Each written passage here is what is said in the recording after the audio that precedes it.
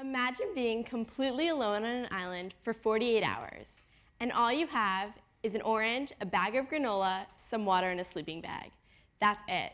That means no phone, no supervision, and no shelter. To many of you, this probably sounds absolutely crazy and probably a little bit terrifying, but it was one of the best experiences I've had.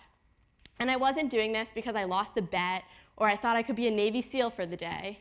I was doing it as a requirement for my semester abroad in the Bahamas. Now, why would any teacher make you spend 2 days completely alone on an island? Like many of you, I love being with my friends, and I think it's super convenient to have my phone at all times to text my parents for advice or Google anything imaginable. But I didn't have this, and so I was pretty surprised when my teachers told me it was going to be an amazing 2 days. But at the end, I realized I had never been so productive before. Let me tell you a little bit about my experience. First of all, I had no prep whatsoever. I didn't know where I would be or what resources I would have. So when I was dropped off, I was completely on my own. My first task was build a shelter. The problem was, I had never built a shelter before. So I did what I could. I found sticks, I found buckets, and I found sand, and I built what I called a cabana. Now, it might not have looked like any cabana any of you have ever stayed in, but it was something to me because I had made it all by myself. And then, of course, in the middle of the first night, the wind picked up and the entire cabana knocked down onto me. So there I was, middle of the first night, completely alone, and I had to brainstorm a new idea. So let me stop here for a second. I'm sure most of you are probably thinking this sounds like a terrific experience, right? I know when I tell my friends this story, they say, why would you ever do that? And that's because being alone, whether on an island or in your everyday life, can be an uncomfortable feeling. And in the digital age, it's become easier than ever to avoid being alone. How many of you will take out your phone while you're sitting at a restaurant or standing in line? I know I do. In fact, a psychology study showed that when people were alone in a room with nothing but an electric shock machine, they chose to self-administer a shock for a distraction. Imagine, people will intentionally hurt themselves just so they aren't sitting there alone and just thinking.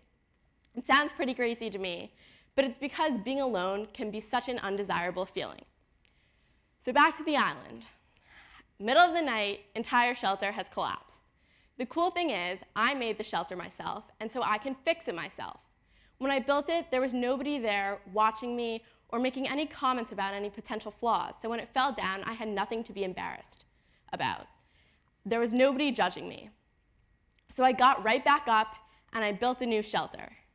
Now, this was pretty eye-opening to me because I have to admit, in groups, I can be a little bit self-conscious.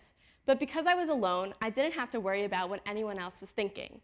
And even though I had no idea how to build a shelter, for some reason, I kind of did feel confident. So I got back up and I made my new shelter. Psychologists have proven this over and over again, that self-esteem is boosted when you're pursuing something that you're really interested in with passion and creativity. And you're a lot more likely to pursue something you're interested in when you're completely alone. You're not worried about what your friends or your family are thinking. So, if you guys still aren't convinced you should spend more time alone, let me give you some cold facts. First of all, there have been numerous studies done showing being alone enhances your productivity. But there are also so many successful people that have pointed to being alone as why they're so successful.